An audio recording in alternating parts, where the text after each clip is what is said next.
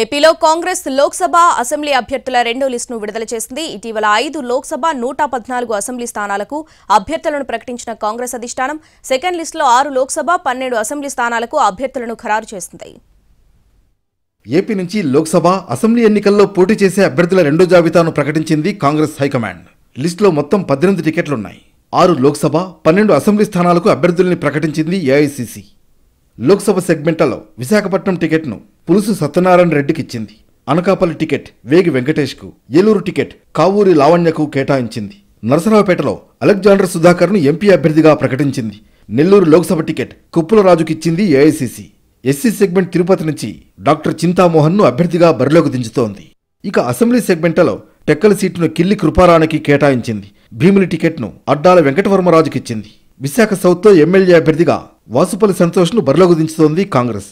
గాజువాక బరిలో లక్కరాజు రామారావును అభ్యర్థిగా నిలబెట్టింది. ఎస్టీ సెగ్మెంట్ అరకులో శెట్టి గంగాధర స్వామిని అభ్యర్థిగా ప్రకటించింది. నర్సీపట్నం టికెట్ను రుతాల శ్రీరామమూర్తికిచ్చింది. ఎస్సీ సెగ్మెంట్లు గోపాలపురంలో సోడదాసి మార్టిన్ లూథర్ను, ఎర్రగొండపాలెం బూదాల అజితారావును అభ్యర్థులుగా నిలబెట్టింది ఏఐసీసీ. పర్చూరు టికెట్ను నల్లగొర్ల శివశ్రీలక్ష్మి జ్యోతికిచ్చింది. ఎస్సీ సెగ్మెంట్లు సంతనూతలపాడులో పాలపర్తి విజేష్ రాజ్, గంగాధర నెల్లూరులో దెయ్యాల రమేష్ బాబుకు టికెట్లిచ్చింది. పూతలపట్టు టికెట్ ఎంఎస్ బాబుకు కేటాయిస్తూ ఆ పార్టీ ప్రధాన కార్యదర్శి కేసీ వేణుగోపాల్ లిస్టును ప్రకటించారు.